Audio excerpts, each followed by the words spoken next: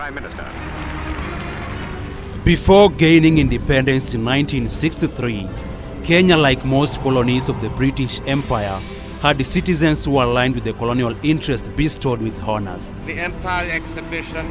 The monarch, via gazette notices issued during his birthday, sought to recognize individuals who did vital and extraordinary works across its territories. In 1946, amidst the challenges of colonial rule, King George VI, via gazette notice dated June 18, 1946, awarded a head-level under-soil conservationist by the name Musyoki Mutisia with the most excellent of the Order of the British Empire, MBE. But could there be any resemblance in the degree and issuance criteria of the British honors and that of Kenya? The presidential awards are copied. It's part of the inheritance of the. How do you make people who serve you well feel that they're important and they're appreciated? We also used to have in the colonial days the Duke of Edinburgh Award, which at independence was changed to become the President's Award. You know about it. It used to be the Duke of Edinburgh Award. We copied the positives. In terms of the vetting process before the awards are given, we copied, the names may be different, but we did copy the awards. Who was given what honor for what exactly. So we did copy quite a number of good things from the British system of awarding these honors. Upon ushering in a new set of leaders after independence, the process of awarding state honors also underwent transformation. Recipients were this time awarded on the first day of every new year. Notably, the then late President Mzee Jomo Kenyatta, through a gazette notice released on 1st January 1968, presented his wife Mama Ngina Kenyatta with a New Year present. The present was Chief of the Order of the Golden Heart, First Class, which is presumably only for heads of state. Controversy has since stalked the issuance of this award 55 years down the line. They try to justify that. Now, when they do those citations, they send them to some other people who make it their business to weed out people. If they don't like you, you'll not get it. We know that happens because we know a lot of you who have been recommended and given very good citations. Yet, so somebody somewhere said, no way. So whoever you might have offended along the way, sometimes the name may not even get to the president. Allegations of political favoritism still persisted, with Lena Moi, spouse to former President Daniel Moi, also receiving the second class of the Order of the Golden Heart Award. In the aftermath of the attempted coup in 1982, President Moi, via gazette notice dated 11th December 1983, awarded General Jackson Kimeo Mulinge the Elder of the Order of the Golden Heart, EGH. Mulinge, who was by then the head of Kenya Armed Forces, played a crucial role in thwarting a coup plot organized against Jomo Kenyatta's government in 1971 and Moi's in 1982. But whether he deserved the honors remains in dispute. Mulinge had a reputation as having refused to cooperate with General Ndolo on the 1971 attempted coup. Hindsight shows that Mulinge made mistakes because the coup should not have been quashed. The coup, he did not. Other people did it. It was something else. There were a lot of dynamics. Capacity as a general, and also he was acting in his capacity as a Kenyan to prevent other Kenyans from losing their lives in the war. So for that reason, I think he deserved to be recognized. Moi would later go on to award a significantly higher number than his predecessor during his reign, spanning from 1978 to 2002. Mwai Kibaki. President Kibaki, his successor, was no exception.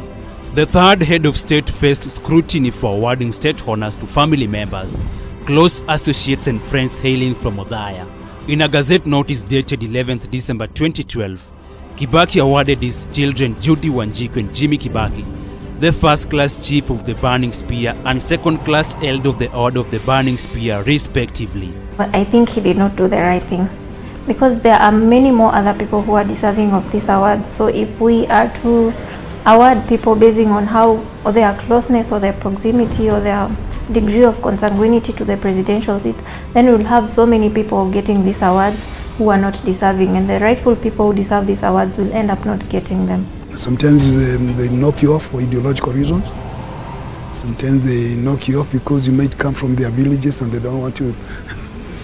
Sometimes, very silly reasons. So there is no basic criteria for these things except for good political reasons. Exit President Mwai Kibaki and enter President Uhuru Kenyatta. The Kenyatta Sion's 2 terms were marked by a mix of progress and criticism. The introduction of the National Honours Act No. 11 of 2013 under the new Constitution of 2010 was a game changer in the issuance of these awards. The Act established procedures and mechanisms a sitting president will follow while conferring national honours, among them taking into account the recommendations of the National and County Governments Honours Advisory Committee, the Judiciary Honours Advisory Committee, and finally the Parliamentary Advisory Honours Committee. These committees shall nominate a person for the award if they have exhibited exemplary qualities or bravery for the betterment of the country, or if they have made exemplary contribution to the country in economic, security or other fields, or if a state or public officer who has made exemplary contribution to the betterment of the country, and finally if a person has otherwise brought honor, glory or pride to the nation. Kenyans up to now still question whether Martin Kamoth alias Githeriman deserved the head of state recommendation during the 54th Jamhuri Day celebrations in 2017. President William Ruto has continued the tradition of awarding close associates but curiously denied Public Service CS Moses Kuria the EGH award, which commentators say he deserved. It became normal until recently, when President Ruto seemed to go out of the tradition and deny an EGH to a cabinet minister. That was unusual. So it is news that he denied. It just was interest, power play. And so maybe that's what happened to Moses Kuria.